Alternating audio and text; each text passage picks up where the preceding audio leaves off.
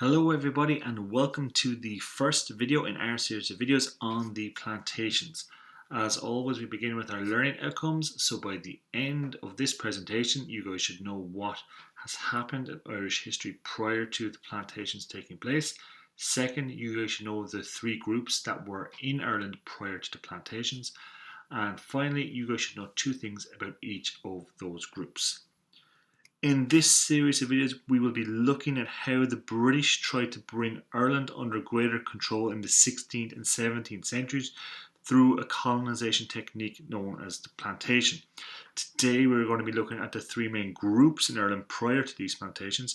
They are the Gaelic Irish, the Gaelicised Anglo-Normans, and the Old English. It is important, however, to familiarise ourselves with what was going on in Ireland and Britain before the plantations began. So the last time we studied Irish history in depth was in the early Christian Irish era, in which Christian missionaries like St. Patrick brought Christianity to the Celtic or Gaelic Irish who lived there in the 5th century. In our study of early Christian Ireland, we also saw how the Vikings came and raided monasteries, but eventually started to build long forts, which developed into the first towns in Ireland like Wexford, Waterford, Cork, and of course Dublin. Dublin in particular became a huge part of the trade networks that existed in Northern Europe. In our study of the Middle Ages, we saw how Welsh and English knights known as the Normans became invited into Ireland by Dermot MacMurrough in 1169. He went and he got permission from the King of England to help Dermot win back his kingdom.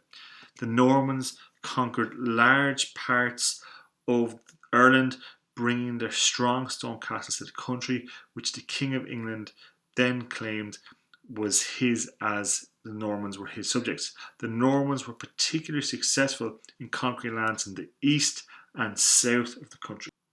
However, the kings of England had difficulty in not only controlling the Gaelic Irish, but also the Normans who had settled in Ireland.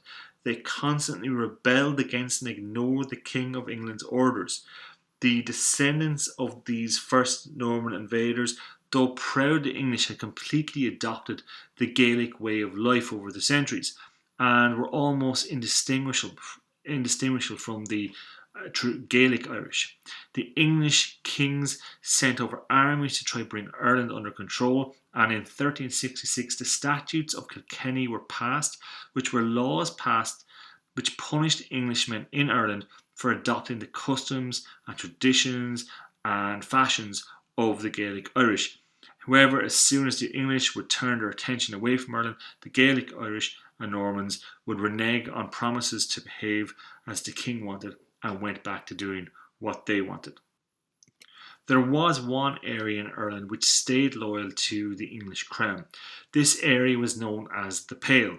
This was mainly controlled by English merchants who followed English laws and customs. It stretched roughly from Dundalk to Dalkey and outwards towards Naas.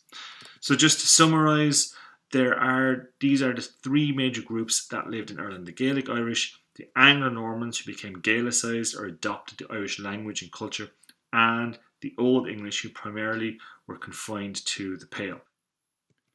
Ulster and the west of Ireland were the areas where the Gaelic Irish were at their strongest, with the O'Neills in the north of Ireland probably being the strongest and most powerful clan. But on top of them you also had the O'Donnells in modern day Donegal, or Tyrconnell as it was called at the time, and these were two of the most powerful clans in the whole of the country.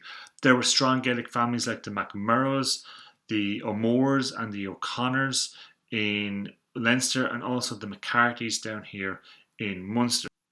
There were also the O'Malleys here in Connacht, from which the famous Grace O'Malley would have come from. These clans lived by a law code known as BREHON law. Each clan had a king, and each king ruled over a number of families. Once the king died, his successor was chosen from the royal family known as the Dauphin. Because there were so many people trying to lay claim to the throne, it led to intense rivalry and even wars within clans. The Gaelicized Anglo-Normans were the next group, and the most powerful families ruled the earldoms of Kildare, Ormond, here based around Kilkenny, and the earldom of Desmond, here in Munster. Though they adopted many Gaelic traditions, when the earl or leader of one of the earldoms died, he would be succeeded by his eldest son. The most powerful of these Anglo-Norman families were the FITZGERALDS, who were the Earls of Kildare.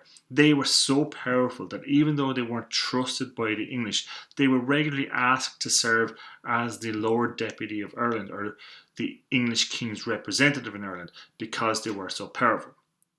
The final group that we will be looking at again is the Old English, who primarily live in this area here in the Pale, but also in some port cities like Waterford.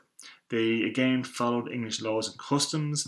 They didn't trust the Irish or the Anglo-Normans who had become Gaelicized, and they also held most of the administrative and legal positions in Ireland, even though they didn't have an awful lot of power. And it is with this mix of people that the Tudor king, Henry VIII, will attempt to figure out a way to make the Irish bend to his will in our next video. So that brings us to the end of our presentation. So by now you guys should know what has happened in Irish history prior to the Plantation. You guys should know the three groups that were in Ireland prior to the Plantation. And finally, you guys should know two things about each of those groups. Thanks for watching, and I hope you guys got something good from this video.